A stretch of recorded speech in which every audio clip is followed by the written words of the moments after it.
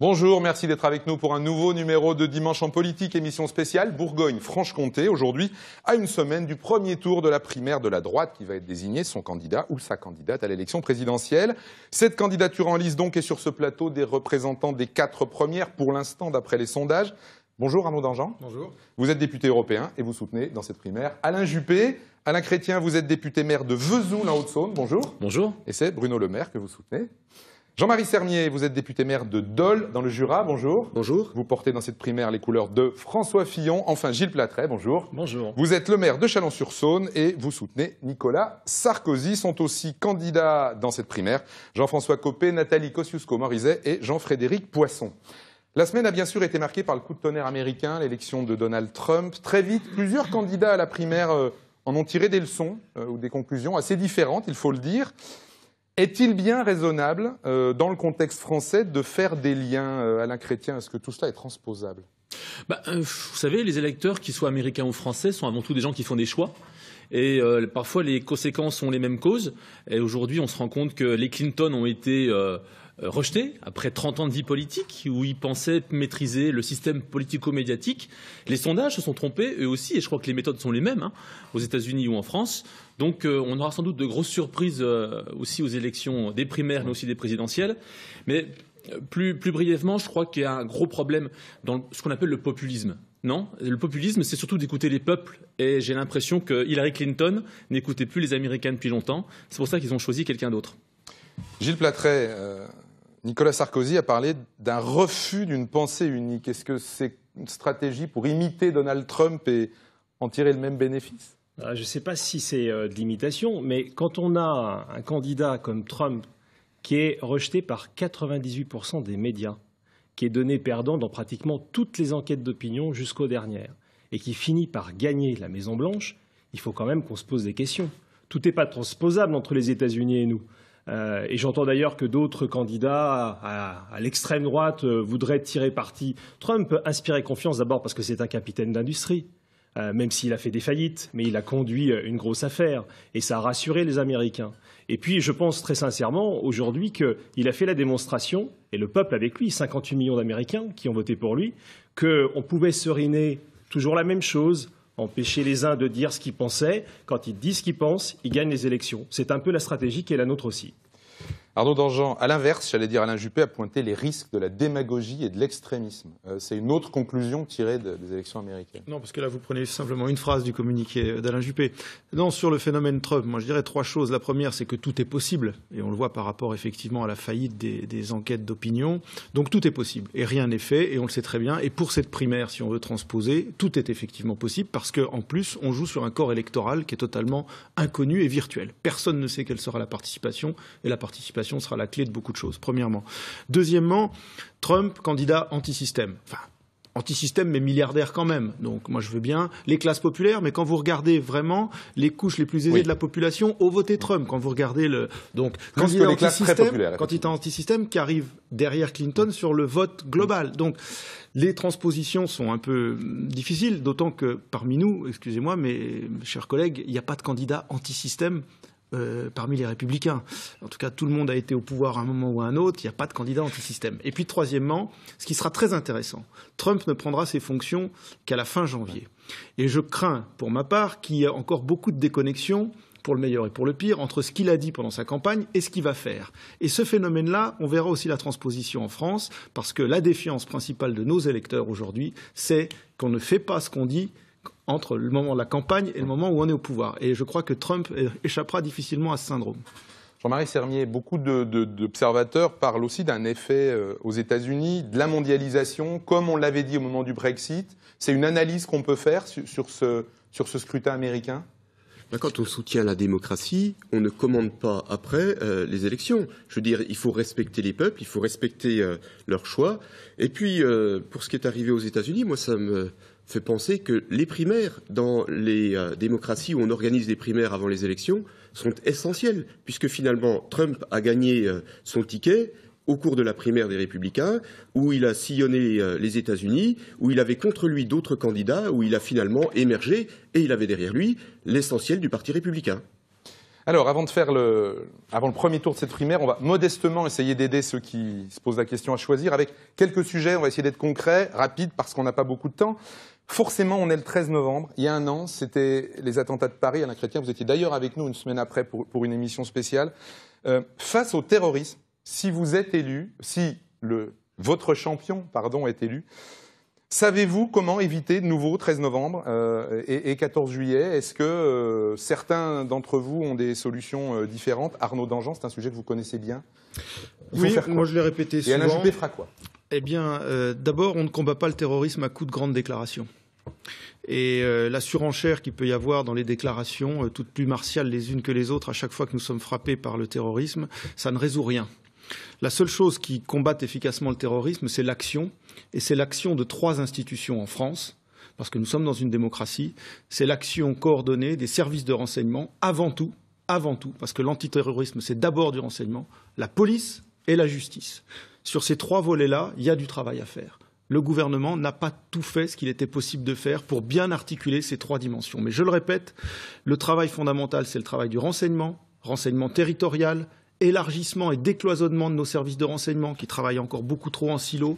Nous avons désarmé une partie de notre arsenal de renseignement depuis des années, notamment au plus près du terrain, pour percevoir ce qu'on appelle les signaux faibles, qui sont ceux qui inquiètent le plus nos concitoyens. En Bourgogne-Franche-Comté, on n'est pas dans un territoire a priori exposé au terrorisme, mais on l'est. Alain Chrétien le sait bien, vague de radicalisation à Vesoul, une douzaine de Vesouliens qui sont partis en Irak et en Syrie. Donc il faut investir massivement dans notre renseignement, il faut travailler entre renseignement, police et justice. La réponse pénale doit être également beaucoup plus ferme, même si d'un point de vue législatif, je ne suis pas certain qu'il faille se lancer dans une inflation de mesures. Il y a aussi un vrai lien entre terrorisme et délinquance. Il faut l'admettre, on a fait une erreur ces 10 dernières années de baisser la garde avec la baisse importante du nombre de policiers, du nombre de gendarmes, la déstructuration du renseignement territorial.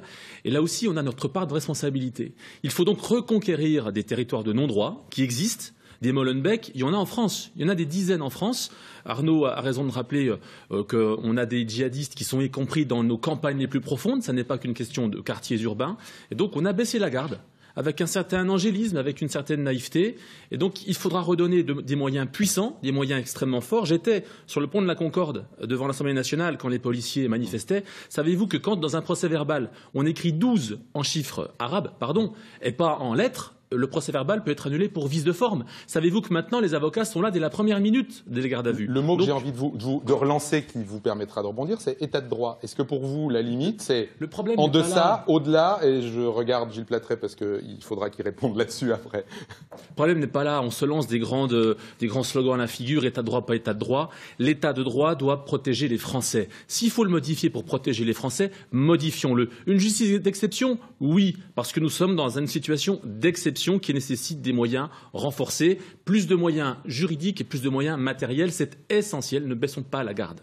Je le disais, Gilles Plattret, je prenais une phrase du meeting de Messieurs de Nicolas Sarkozy. Je ne serai pas le président qui s'abritera derrière l'état de droit pour ne pas prendre les mesures qui s'imposent. Ça veut dire que Nicolas Sarkozy est prêt à aller plus loin que les autres candidats à la primaire sur un certain nombre de points, très clairement. Monsieur Meulet, nous sommes en guerre.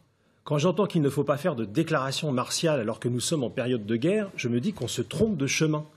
Nous sommes en guerre contre un ennemi qui non seulement commande, agite depuis l'extérieur des éléments déterminés qui sont prêts à passer à l'action, et Nicolas Sarkozy, sur ce point, veut appliquer le principe de précaution qu'on applique partout ailleurs sauf ici, et c'est donc l'examen de chaque individu présumé dangereux pour savoir si oui ou non il faut l'interner préventivement. Ça, c'est une mesure nouvelle, effectivement, qui n'est pas dans notre droit aujourd'hui, sinon pour des cas particuliers qui sont plus des cas médicaux. Qui devra susciter une modification, une refonte complète de notre arsenal juridique, on est d'accord. Et c'est là où je réponds à votre question. L'état de droit, c'est celui qui protège la société. C'est celui qui protège les victimes ou celles qui peuvent le devenir et pas les coupables. Donc l'état de droit, c'est celui qui est fort lorsque la France est en guerre. Mais ça suffira pas, monsieur Meulet. L'état de droit, il sert aussi à protéger les innocents dans un certain nombre de cas. Il protège les innocents. Il protège les innocents, y compris les 238 victimes que nous avons eues l'année dernière et dont nous fêtons, hélas, nous commémorons la disparition, le premier anniversaire, aujourd'hui même, vous le savez bien. Ce qui est important, ce n'est pas de réduire la chasse aux terroristes uniquement à la lutte anti-djihadiste. Il y a dans notre société, ça a été dit, tout à l'heure, des individus qui sont sous la coupe de l'islam politique, qui sont en train de s'acclimater à une image de la France qui n'est pas celle que nous souhaitons. Et ce que Nicolas Sarkozy propose, que nous souhaitons avec lui, c'est précisément que nous luttions non seulement contre l'islam djihadiste, mais l'islam politique tout court. Et là, il y a un gros travail. J'ai mis en place à Châlons une cellule municipale d'échange sur la radicalisation avec l'État. Je peux vous dire que dans les villes tranquilles, il y a un mouvement en ce moment, même dans les petites villes, les villes moyennes, et qu'il faut être très, très vigilant là-dessus. Jean-Marie Sermier, quelle est la position de François Fillon ? Très clairement, c'est un ensemble de mesures, évidemment. Donc, il s'agit de mettre des moyens supplémentaires, et je crois que François Fillon l'a très bien dit, 12 milliards d'euros supplémentaires sur la police, sur la gendarmerie, sur les forces de sécurité intérieure. Il s'agit d'impliquer les maires. Et je crois que mes collègues les ont dit, aujourd'hui, nous devrions être plus impliqués par rapport au fichier S. Et puis, il s'agit aussi de combattre Daesh là où il est. Et je pense que François Fillon a été un des premiers à évoquer la responsabilité des États, la nécessité d'avoir des alliances, et notamment avec la Russie. Il faut à tout prix que nous puissions avoir un certain nombre d'alliances pour combattre Daesh là où il est et le réduire à néant. On va avancer sur la dimension des finances publiques, qui est important dans vos programmes. Mais j'avais envie de vous le présenter en réfléchissant aussi au regard de ce qui s'est passé aux États-Unis. On a beaucoup dit qu'une partie de ce qui s'est passé aux États-Unis est liée à des zones intermédiaires, délaissées. On parle beaucoup en France aussi aujourd'hui de la situation des petites villes, des campagnes. On note que pour tous les candidats à la primaire, quasiment, il y a la volonté de tenir le budget du pays. De ne pas dépenser trop, de faire un certain nombre d'économies, y compris, et je pense à François Fillon là-dessus, avec voilà, avec aussi la suppression d'un certain nombre de fonctionnaires. Comment est-ce qu'on peut tenir le budget du pays, supprimer des fonctionnaires et en même temps parler à la demande des gens, des petites villes, des campagnes qui sont abandonnées en partie par l'État Alors, il est clair qu'aujourd'hui, l'État... Sachant que Bruno Le Maire ne veut pas forcément être aussi rigoureux que les autres, si j'ai bien compris, en termes de budget. En tout cas, qu'il veut se garder des marges. Le contrat présidentiel que Bruno Le Maire a proposé est un contrat très précis. D'ailleurs, je crois que c'est le plus précis. L'Institut Montaigne a fait une évaluation et je crois que c'est le plus précis de tous les candidats. Il est clair que l'État ne peut plus tout faire. L'État doit se recentrer sur ses missions régaliennes, on l'a évoqué, lutte contre le terrorisme, sécurité, il faut de l'ordre dans notre pays, et il faut qu'on fasse confiance. Confiance aux acteurs locaux, confiance aux élus locaux, confiance aux entreprises et aux salariés. Il faut redonner ce pouvoir de dialogue sur le terrain. Et depuis trop longtemps, les socialistes l'ont fait. L'État intervient surtout, partout, dispendieux, et dépense beaucoup d'argent. Donc un État moins présent sur des missions qu'il ne maîtrise plus.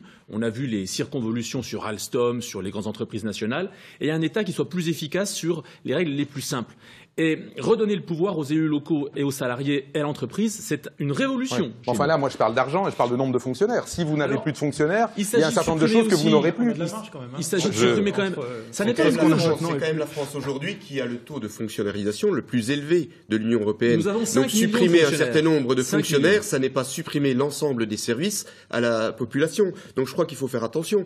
Effectivement, François Fillon l'a dit, 110 milliards d'économies. Et je crois que ce n'est pas la qualité d'un programme. Ça n'est pas une réflexion tout simplement pour pouvoir remporter une élection. C'est très clairement la nécessité de devoir réduire notre train de vie pour permettre à notre pays de continuer. Si nous continuons à ce rythme-là les dépenses de l'État, eh bien dans quelques années, nous ne serons même plus capables de pouvoir financer le remboursement des emprunts pour le fonctionnement. Un point très important. La lutte contre les déficits publics et la dette, c'est pas pour le plaisir, et pas pour le plaisir de faire des formules ou de faire plaisir à Bruxelles.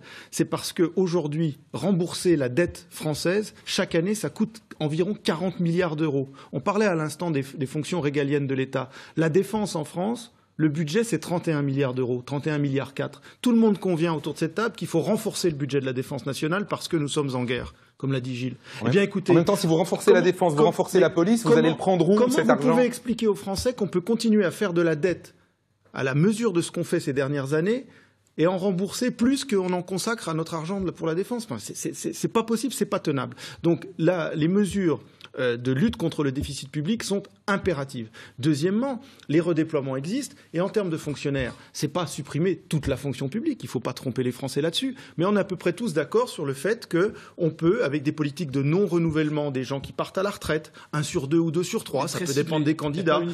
Pas uniforme, effectivement, pas raboté comme on a pu le faire par le passé, et c'était une erreur pour toutes les fonctions. C'est ce qui s'est passé sous Nicolas Sarkozy. C'est ce qui s'est passé.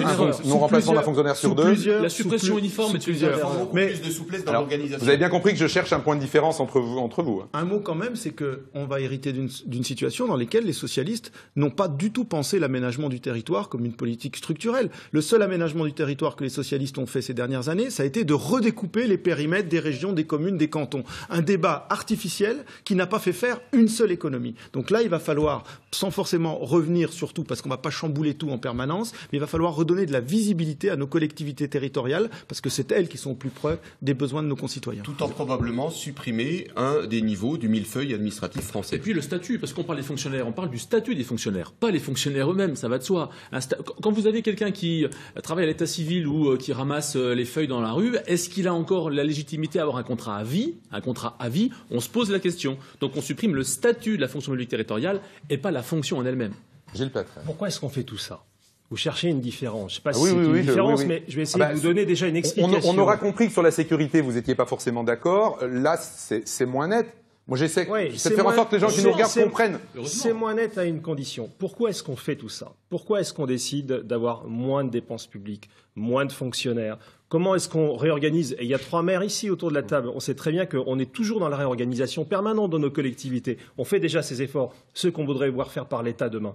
Mais pourquoi? C'est pour qu'on sorte de la spirale fiscale. Nicolas Sarkozy a proposé dès juillet 2017 une baisse de 10% de l'impôt sur le revenu. Pourquoi? Tout simplement, et j'en parle sciemment parce que j'applique exactement la même politique à Chalon-sur-Saône. On a été, je pense, j'espère que mes collègues ne me contrediront pas, dans la taille de la ville, la seule commune de France à avoir baissé ses impôts cette année. Et on va essayer de continuer l'année prochaine.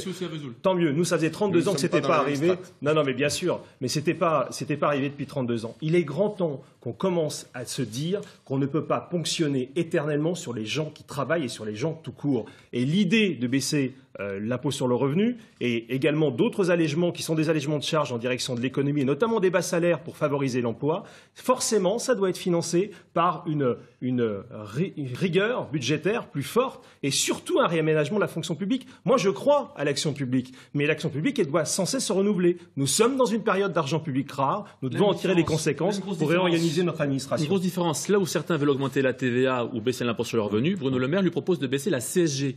La CSG qui repose sur tout le monde. Les retraités, les actifs.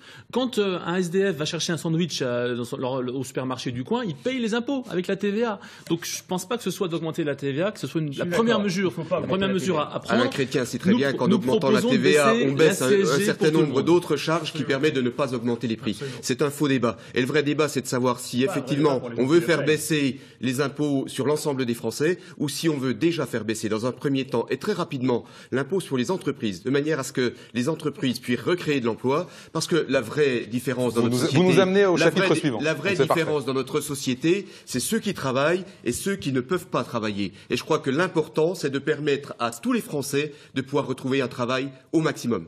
Arnaud Danjean, justement sur ce qui a été dit, puis sur ce sujet-là, sur l'économie... Parce que la priorité, ça doit être l'emploi. C'est quand même ça qui mine non seulement le monde du travail en France, mais c'est ce qui mine la société française dans son ensemble. Et quand on voit que nos voisins de taille comparable, l'Allemagne, le Royaume-Uni, sont quasiment au plein emploi, avec des taux de chômage entre 5 et 6%, là où nous sommes structurellement, nous, au-dessus de 10%. C'est quand même le mal qu'il faut combattre. Et alors, pour combattre ce mal-là, qu'est-ce qu'il faut faire? Baisse du coût du travail, de la durée, qu'est-ce que vous changez? Baisse du coût du travail, évidemment, avec une baisse massive des charges qui pèsent sur les entreprises et des cotisations qui pèsent sur les entreprises et sur les entrepreneurs. Parce que c'est ça qui, aujourd'hui, ronge l'activité dans nos territoires à nous.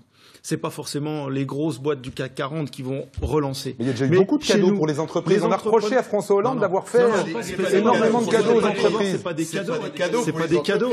Et tout était contrepartie. Tout était histoire de contrepartie chez François Hollande. Chez vous, non. Pas de contrepartie. Mais le CICE, l'usine à gaz du CICE qui a été la principale mesure dite cadeau aux entreprises. Le CICE, on a vu à qui ça a profité? À la Poste.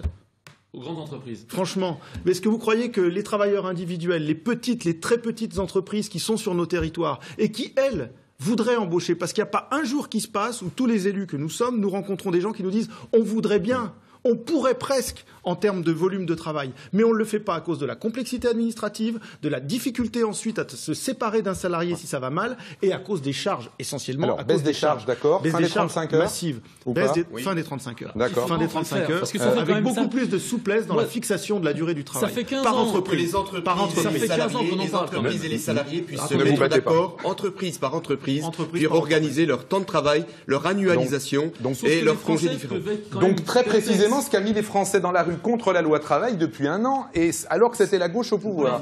Comment vous allez imposer ça? Ça n'avait pas été annoncé. Pas les Français. Qu'est-ce qui a mis les Français dans la rue? Est-ce que c'est vraiment la loi travail ou le ras-le-bol général face à un gouvernement qui a tout pratiqué en matière de déchéance? Clairement, les gens protestaient contre la loi travail quand même dans les manifestations. Il y a une consultation présidentielle. Si les sujets que nous sommes en train de débattre arrivent avec l'approbation des Français, il faudra bien les mettre en place. Il y a une grande sanction électorale qui va arriver en avril et mai. Sauf que chaque fois que la droite gagne une élection, derrière, elle a un grand plan économique. On se rappelle du CPE, on se rappelle de la réforme des retraites, et derrière, le pays s'y oppose. Comment vous allez faire? Sauf qu'en 2007, on avait voulu supprimer les 35 heures. Nicolas Sarkozy n'a pas supprimé les 35 heures. Je suis désolé. C'était pas dans son programme de campagne. Les électeurs de droite voulaient la fin des 35 heures.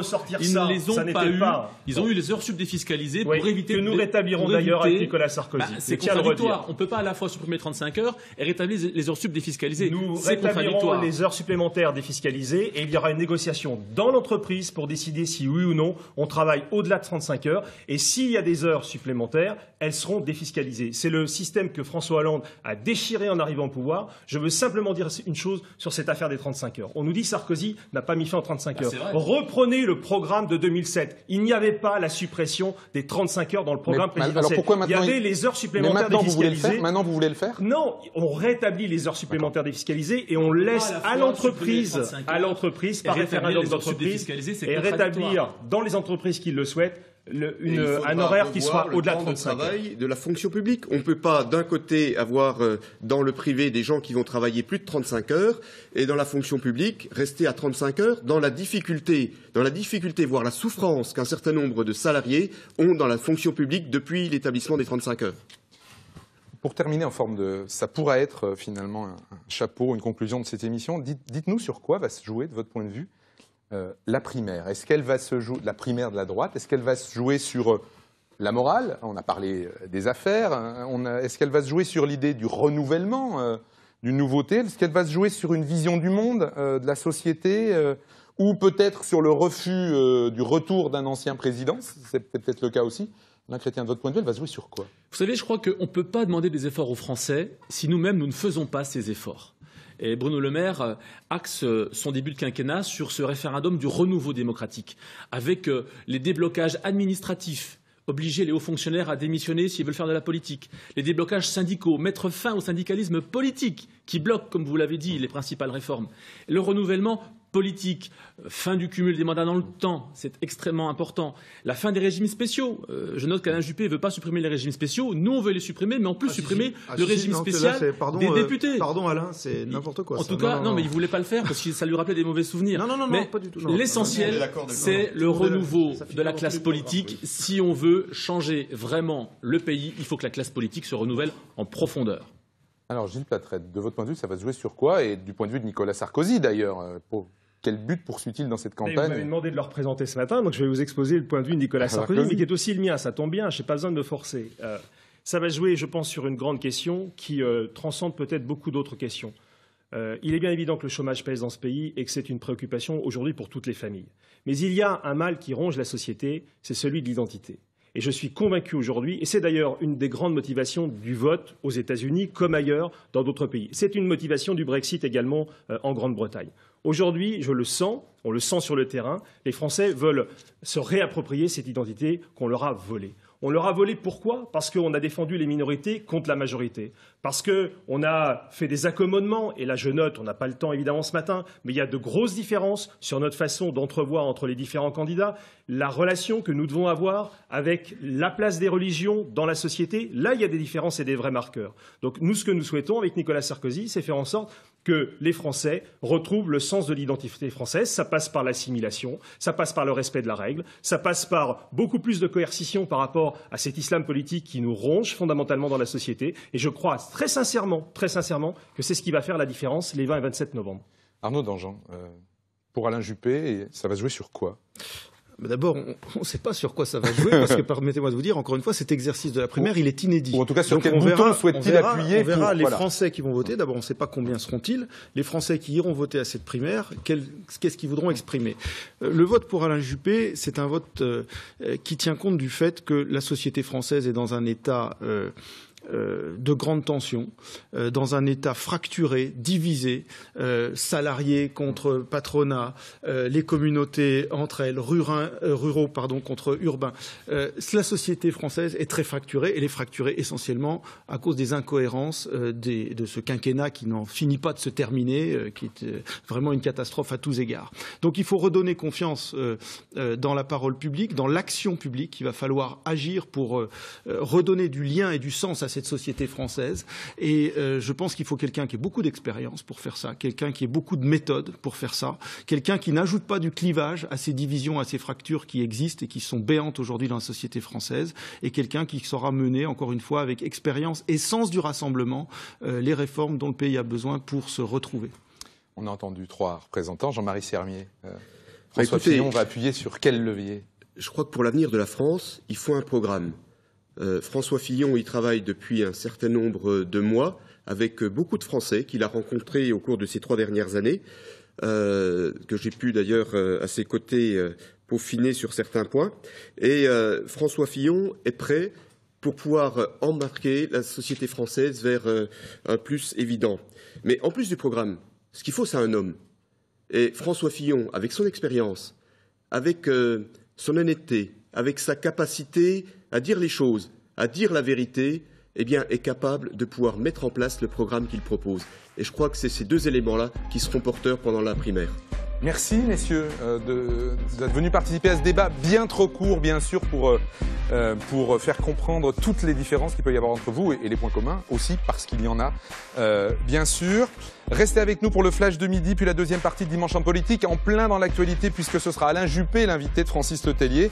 Et la semaine prochaine, on vous parlera de la gauche et des frondeurs, puisque ce sera Christian Paul, l'invité de la Bourgogne, et Barbara Romagnan, la députée du Doubs, qui sera l'invitée en Franche-Comté. Au revoir et bon dimanche.